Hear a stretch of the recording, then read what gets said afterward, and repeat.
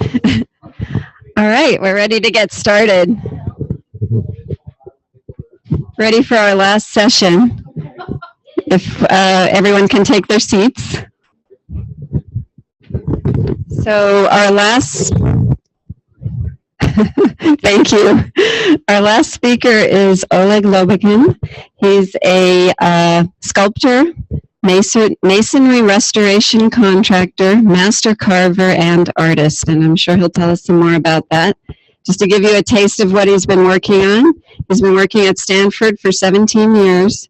Currently working on the main gate, I believe, and also doing some marble statues for them currently. So thank you so much, Oleg, for coming. Take it away.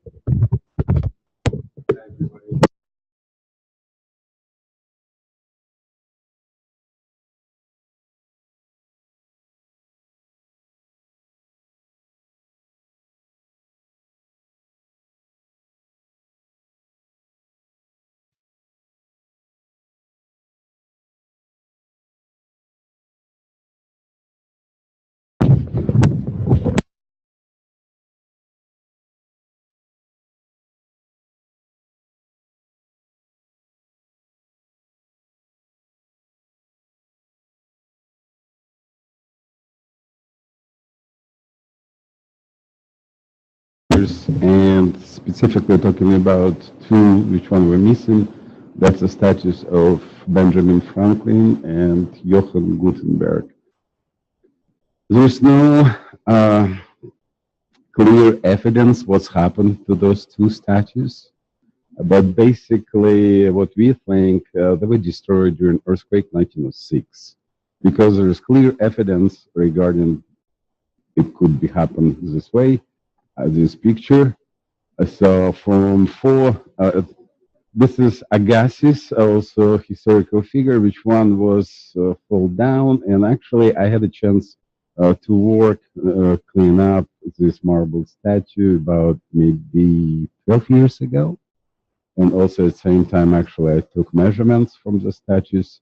And fortunately, this is the most lucky piece of work, because that statue already happened after this fall from about 30 feet high. We're talking about statue about 4,000 pounds, just broken nose and a crack over the neck, which one actually still be attached. The crack goes about like 80%, but still be attached to the body. So it was actually later have been installed back, and so after it did happen, all statues they have been anchored to the wall, to the pedestal, and just to avoid to happen something like this again. But anyway, we think actually, so this was happened during 1906, probably two others also fall down, and probably one less lucky than this one and broken to multi pieces. There's some evidence. We found a picture from 60s, some leftovers of those statues, but it's basically chunks of stone. And especially at that time, I think people were not ready and not able to really fix something like this, especially when it comes to multi-pieces, because also by that time they didn't use stainless steel rods, they didn't have epoxy even yet, and so it could be quite challenging. But anyway, because it was so badly damaged, even if it would still exist, I think replacement, that's only option to do something like this, because again, those two others, just one single picture, which one was presented just like completely multi-pieces. We're talking about chunks of stones like the size of a cup of coffee, perhaps bigger, but many of them. So how did we work on this project and how it was done? First of all, it was done research regarding all historical photos and any other available data from Stanford archives. And basically, they did have a lot of old photographs, which one actually mostly were focused on the building itself, not specifically on the statues. So you can see the statues, you can see the shape of them, you can see the silhouette, but you don't see any details. That's because it's old time photos, it's not digital, you cannot enlarge them, you cannot look closer. But anyway, because also we knew what figures were, we knew who it is, Benjamin Franklin and Johann Gutenberg, we were able to also look at other sources, available sources of information, specifically for me as a for stone carver, for sculptor. What I was more interested in actually in details, like period of clothing, any other details, especially facial features and things like this. And because you cannot take it from the original photos from Stanford, so we started to look elsewhere else. So here actually you can see the results of that search, and mostly actually it was based on internet. So on the middle you will see the historical photo from Stanford, where actually still be atop of the Memorial Church, which one doesn't exist now. It's also have been destroyed in 1906. And you can see those statues where they are, where they used to be. So again, like if you will try to enlarge them, you don't get much of information, just too small. But little bit on the left and on the right, you can see enlarged copies from best quality available pictures from Stanford, plus some other images of same historical figures from another sources, On the right, that's Johann Gutenberg, the man who invented printing press and who printed first book. First printed book was a Bible, and actually it was called by his name, Bible of Gutenberg. He printed his book in Mainz, Germany. And in Mainz, Germany, they do have a monument to Johann Gutenberg, and which one you see the picture actually on the right on the middle, that's a plaster model of that monument. But if you look a little bit farther on the right, that's original monument, which one done in bronze by famous Danish sculptor Bartholomew Tarl. Regarding Benjamin Franklin, actually, it was a number of different sources, but based on the silhouette and shape of the sculpture, we were not able to find a clear reference where it was taken from or what it was based on. But we found, like, for example, the famous $100 bill graphic work. Actually, this graphic work is, for example, based on painting. It was later transferred for money, but actually it was based on the painting. Below, it's a famous work of French famous sculptor Goudon, who had a chance to take a mask from Benjamin Franklin while he still be alive. But actually, at that time, he was quite old. And those two statues are also located somewhere in the United States. I believe one of them in Pennsylvania or Washington. But anyway, all of them were used specifically regarding dress, regarding clothing, and facial features too. So this is original one in Mainz by Bartholomew Tarl, because when we look at the shape of the silhouette on the missing statues, it perfectly just matches the silhouette of this sculpture. Then digging out deeper, I found actually the story about Bertel Tarl. He was a very famous sculptor. He was very talented. By time he graduated Danish Art Academy, he won all available prizes where was available over there. And he was actually sent to continue his study to Italy. And he spent in Italy over 40 years living and working over there. And actually he was considered to be one of the best sculptors in the world by that time. And he actually was even awarded to create for Pope a tombstone, which one was kind of very unusual because usually it was only work which one was done by Italians, but he was not allowed to sign his work because he is not Italian. He was allowed to do the work. He got paid for that work, but he was not allowed to sign it. It was kind of a strange story. But anyway, so this is his work. And because he spent 40 years in Italy and he was working over there, Italians knew about this work. They knew about this work, and actually most famous works, when we're talking about something like, I don't know, let's say Antonio Canova, Three Graces. There's so many variations of Three Graces, almost like every big sculptor tried to do, maybe not three, but maybe one grace, or especially like same story with Venus and so on, so on. So, but anyway, but best examples usually they were well known. And looking at the existed, not damaged marble statues at Stanford, there was a signage over there, Antonio Frilli, Firenze. We started to look for this sculptor. Actually, he was working in the 19th century in Florence, Italy, and he was specializing on high-end sculpture reproduction, including marble and bronze. And so he definitely knew about Ralvatzin work. And because his client by that time was a Stanford, and perhaps it was also some kind of a fashion, perhaps, on historical figures, which one would be placed at universities.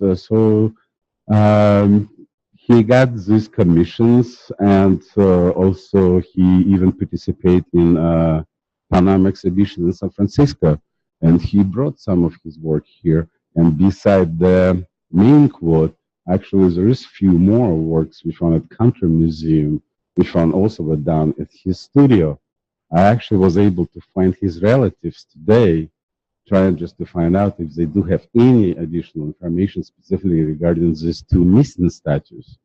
Unfortunately, they didn't have anything, but I'm pretty much sure specifically Johann Gutenberg statue was based on this work. So that's how this work was a prototype for my work to repeat this and recreate the statue.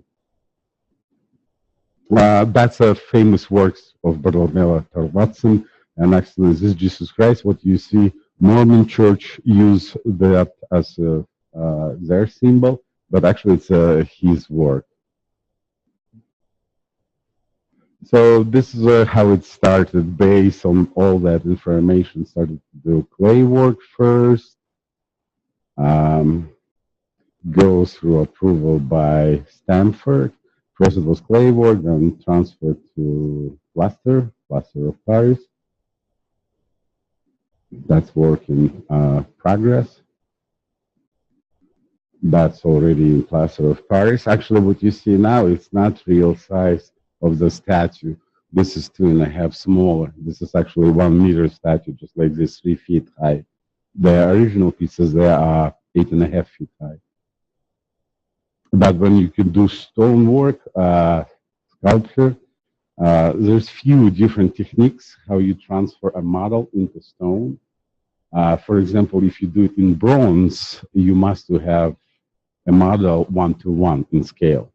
In stone, you have more flexibility. You can use measure tools, and you can transfer a model into stone, and depends on scale, but usually most workable scale, something like 1-to-2, 1-to-4, something like this. In this case, it was 1-to-2.5. This is Johann Gutenberg. Architects were involved. We did go through the approval, and actually, I did have a heel on the shoes first. Then architects noticed it and said, well, that's kind of like medieval era. They didn't have heels at that time. let's remove it. Okay, let's remove it. So he removes the heels. I mean, the heels were like this, little, and not like big heels, like not like a woman shoe. No. Then, okay, well, because all other sculptures that were done in Carrara marble, so that was kind of obvious regarding what material would you use. Well, we're trying to stay to original as close as we can. So, so I took a trip to Carrara, looking at the block, specifically looking for one block for two statues, so they would be carved from exactly the same stone, and there would be no difference specifically also because they still be like kind of staying not too far from each other. Uh, Talking about Carrara, it's an unusual place. It's a kind of a mecca for all sculptors around the world to do their stone work or to do their stone sculpture because there's resources regarding stone source, qualified assistants, and so on, so on. There's so many famous sculptors who did their work, including Michelangelo or Henry Moore, or now Damien Hirst doing work over there, who probably doesn't even know how to hold the chisel, but people, Italians, they do know, so they do it for him and for others too. Anyway, it's a very desirable place for artists to visit, to do their work, to live over there. And again, they specialize actually not just specifically in marble. There's quite a bit of bronze work still be going on. They still have also quite a few foundries over there. That's how looks Carrara. It's a small town, maybe just about 200,000 people, but it has a history of using Carrara marble over 200,000 years. Actually, it's older. First record, something like 2,300 years old. Uh, so that's probably also one of the reasons why it's such a famous. Well, another reason why it's such a famous because a lot of masterpieces were done with this material.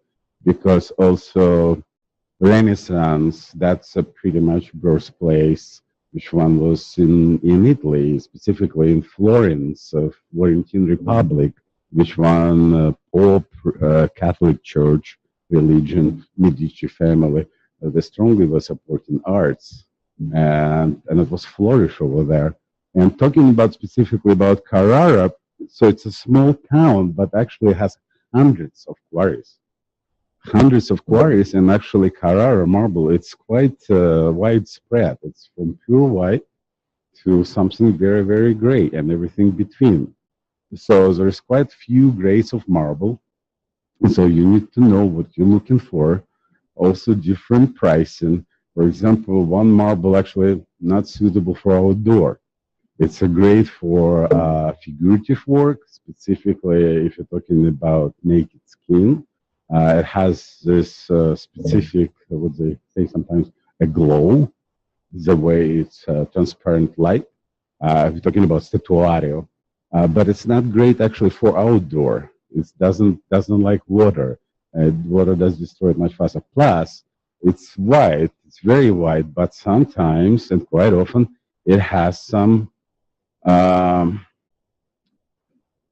significant dark veining, which one sometimes can be on the way.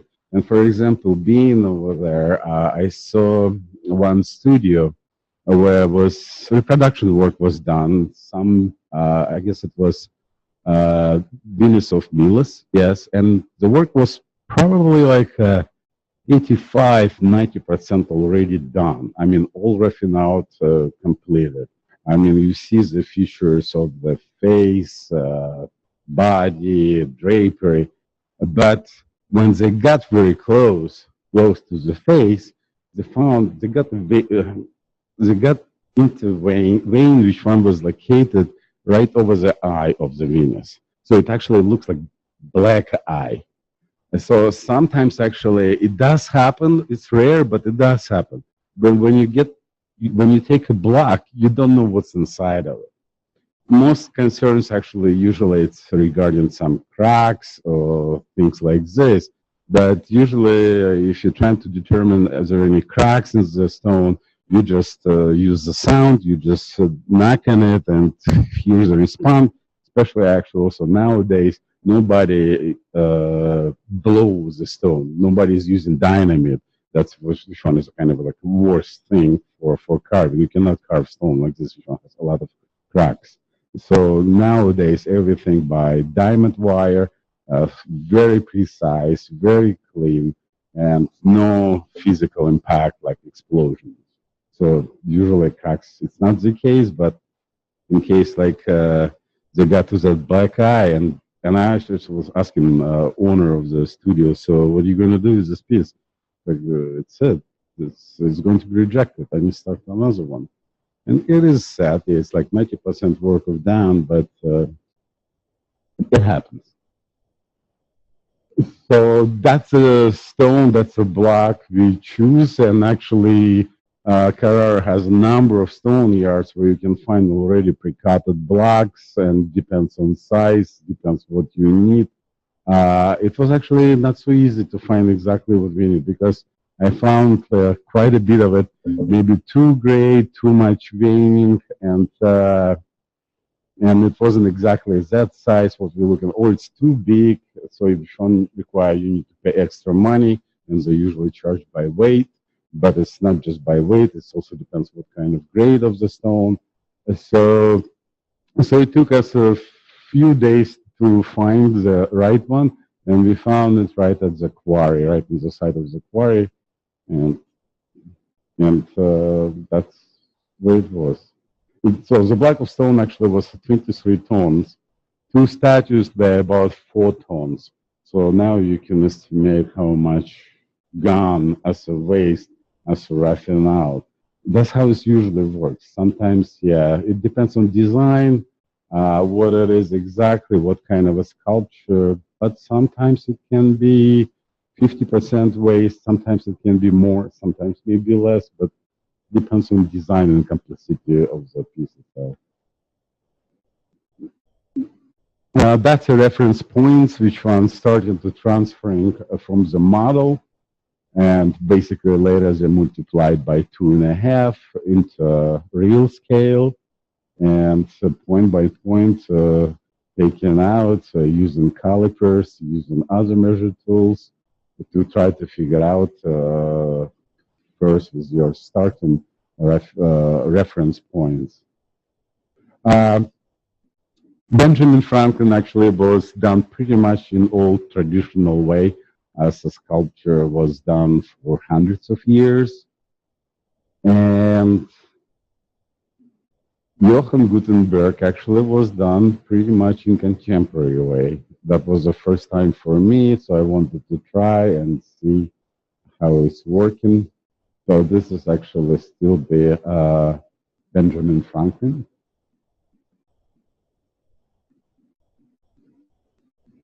So you can see more and more of it.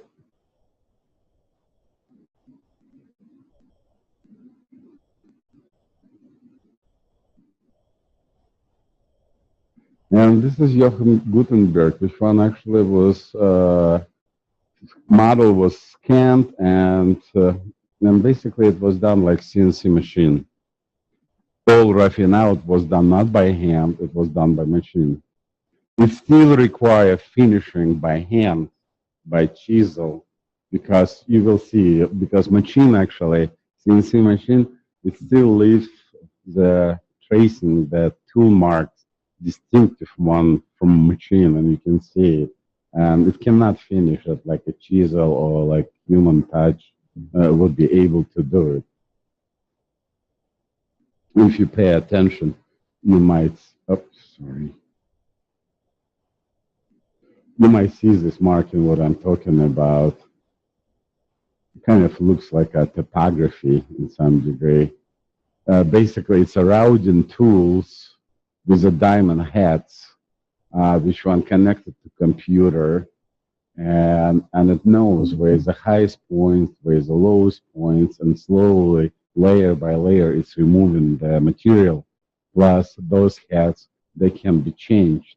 It can be a rough one, it can be smaller one, it can be even a very small one, and basically it can increase the quality of the surface finishing. But anyway, even after machine, well, this is actually Benjamin Franklin. So machine was not involved in this in same degree as Johann Gutenberg, but it was same, finishing all by hands on both statues, because you need to see the chisel marks, and plus machine cannot go get in small cavities. You still need to go over there, and plus sometimes you need to have sharp lines, and it's only chisel. And chisel actually in reality in 100 years didn't change much at all. I mean, all we got a pneumatic hammer, sometimes we call it air guns, which one exists a little bit over 100 years.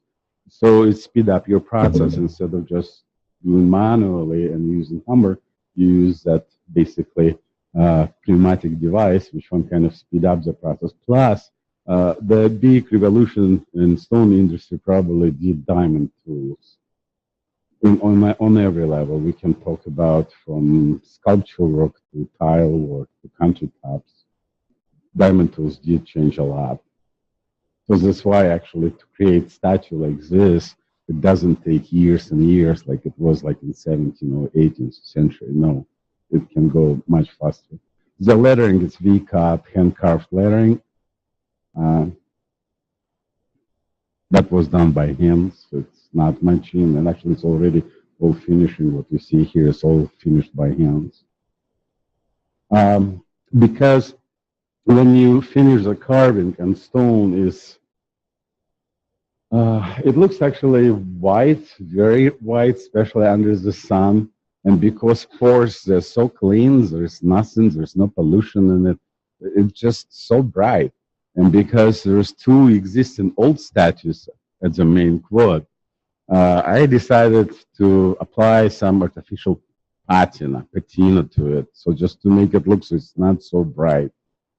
And it did work out quite well.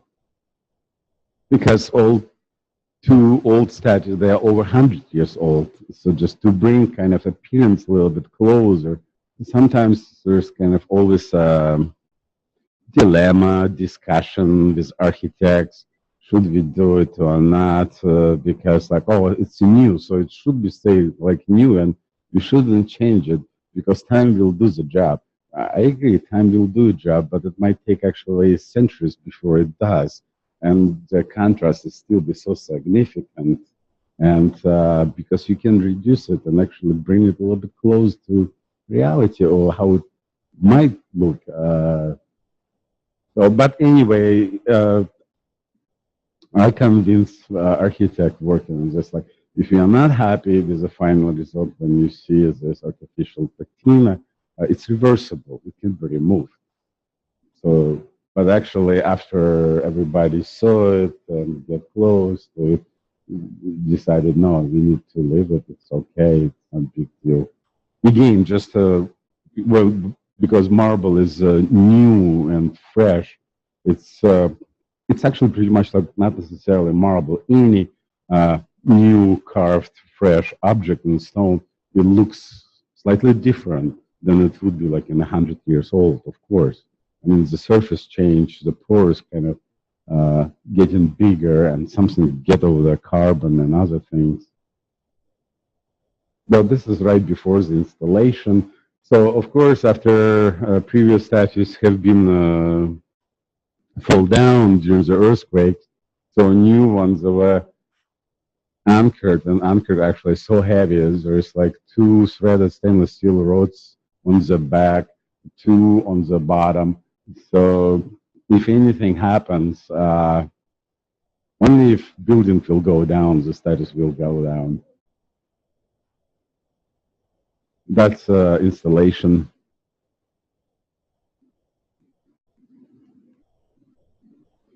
And that status already there.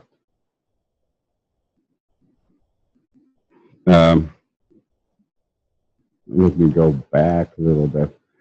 Here's a picture, actually, me and John Echemadi. He's the Stanford provost. He actually just stepped down. There's a new administration changing.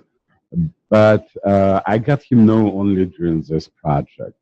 and very kind of interesting story. So before he became a provost, he was a student at Stanford many, many years ago.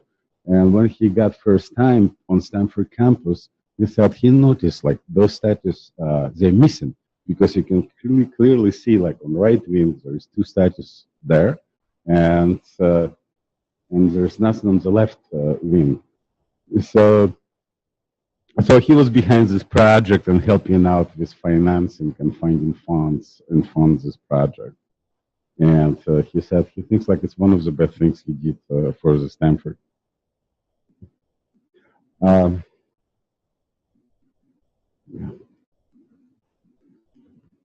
So, and here's some detail works.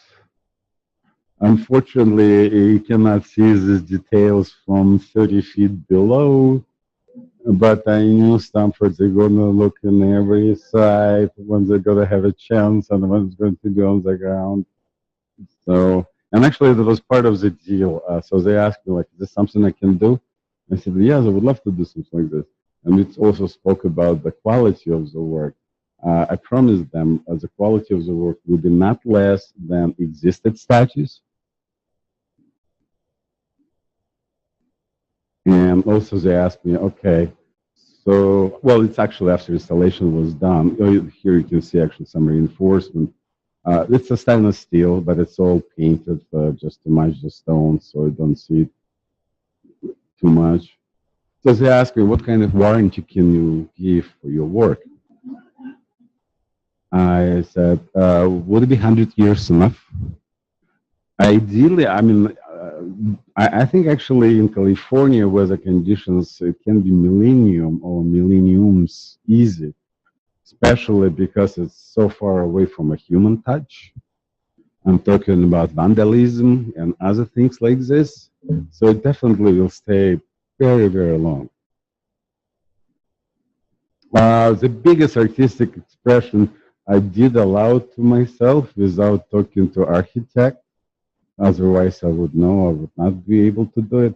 So the Gutenberg actually has 4 printing presses in his right arm.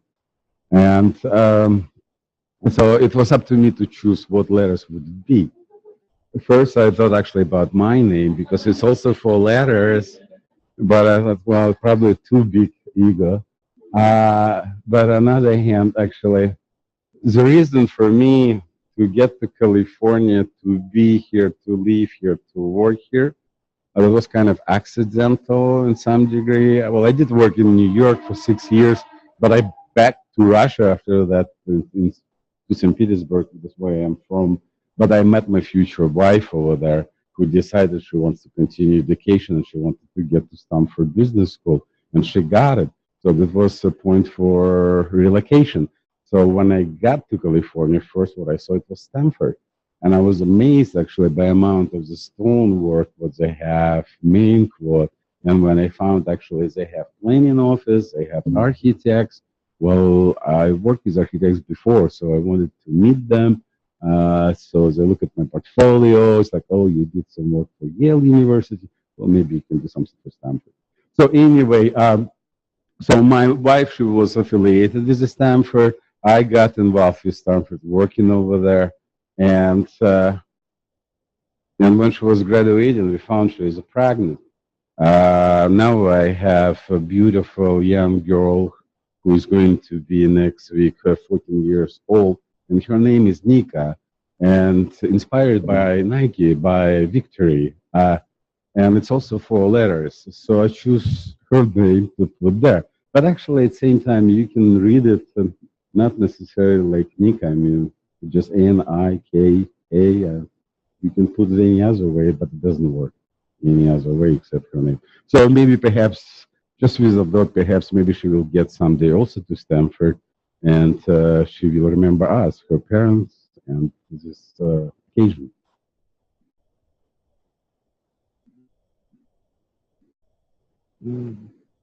That's after installation. And this is before and after. That's actually pictures which one I had, which one were provided by Stanford Archives.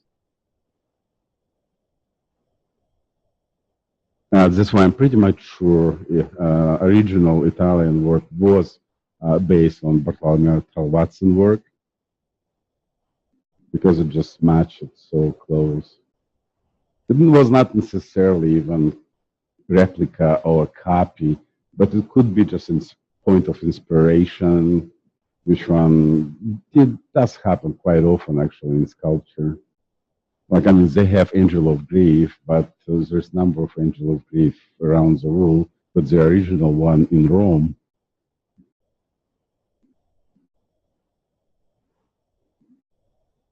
Yeah, I'm pretty much sure it's going to stay over 100 years old.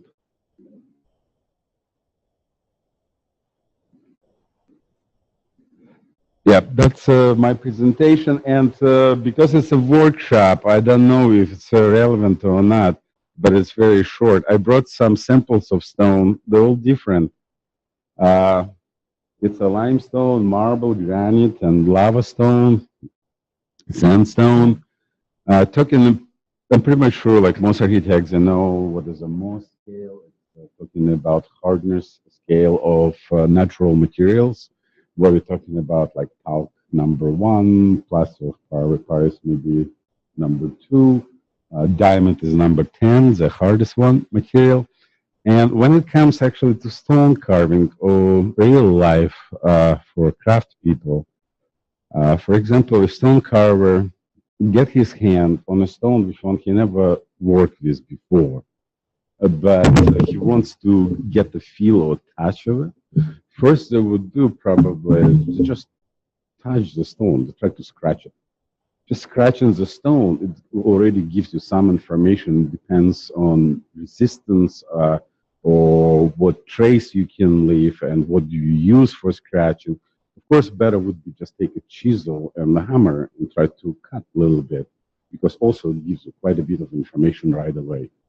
Because for carver, actually, not necessarily to know, like, is it like number 4 on Mohs scale or number 8, but he wants to know like how it's respond, and also sometimes quite often actually it's important for carving. It's not just hardness of the material; it's also the structure of the stone.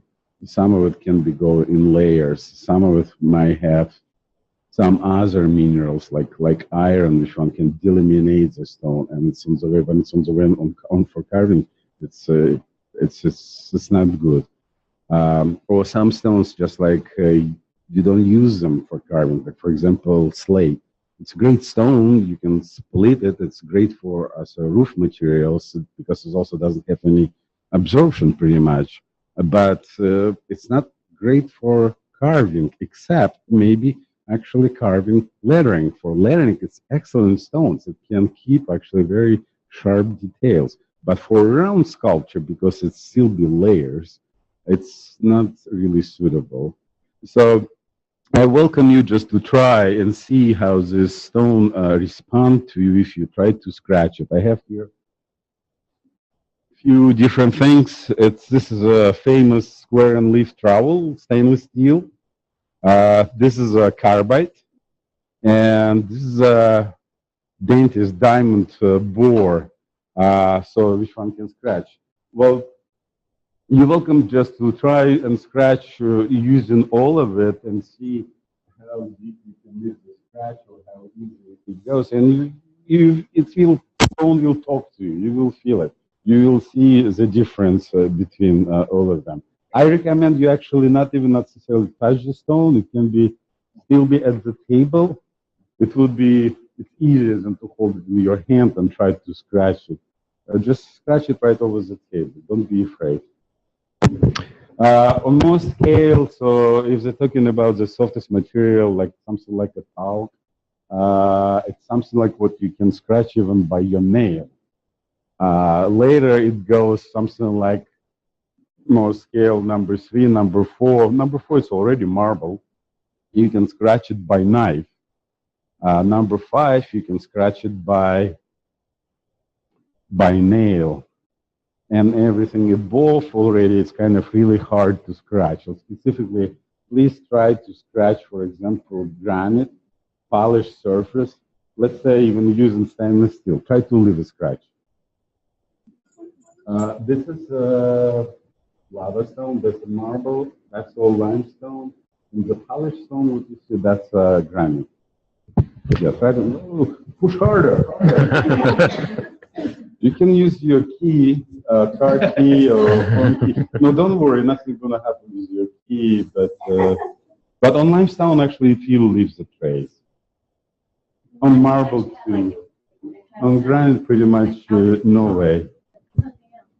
So there was a question while you were speaking about marble, what its geologic origin is, how does it form, what does it come from? It's a metamorphic stone. It's basically created by ocean and pressure and microorganisms. And specifically talking about Carrara marble, I was involved in one project working with construction people who knows a lot about concrete. So they asked me, like, so how strong is your Carrara marble? It's like, well, Carrara marble, they land with 11, what do you remember? 11,000 PCI. So if concrete was about like 5,000 PCI, I mean, it's 2-3 times harder than concrete. It's just not reinforced. But usually, actually, also like as hard a material, as brittle it is, as a glass. Glass is pretty much quartz, right? So it's a 7 points, 8 points. But try to scratch the glass. It's not so easy. You cannot do it by your keys. So by these tools, actually, you can.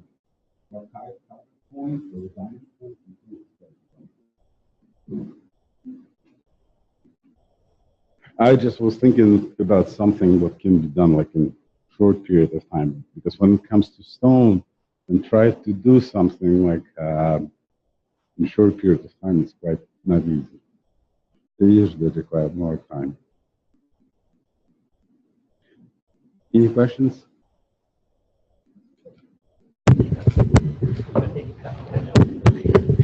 You said you did traditional carving, traditional sculpture on one, and then CNC, and then traditional. What was the time difference between those two, or was there any? It's kind of a similar. Well, CNC machine probably much faster. It is faster, but it's kind of a similar because even doing in old way on Benjamin Franklin roughing out, but during roughing out we still use, for example, things like diamond saw. Even like it's a hand saw, but it's still the diamond saw. Well, of course, 100 years ago, they didn't have anything like this. So for them, it would be probably more doing roughing out just by point chisel, which one will take more time. There's no strong preference. It just, we live today, so there's no point kind of try to cover it like, and do everything like it was done, I don't know, 1,000 years ago. And plus, it's kind of nice to try new things. Yes, technology related, also kind of up to date. Yeah. And because anyway, the final layer, you still finish everything by hands, by chisel, it's still be handwork. Yes, machinery was involved, significantly was involved, but you cannot really say it was done by machine only. No. Still be some human touch, and it's most important actually on the final layer. The most time before and all times, what was taken out during the stone work, specifically sculpture work, that's roughing out. And usually like when you do, like for example, Michelangelo, he was doing like his David, he was not doing it alone, first of all. Of course, he had a team of assistants who did most of the work, and specifically just remove everything, all that material, get close to the skin. That's what takes time. And technology actually helps now to do it much faster. Yes. Okay, time for one more question if there's anything else. And if not, oh, okay.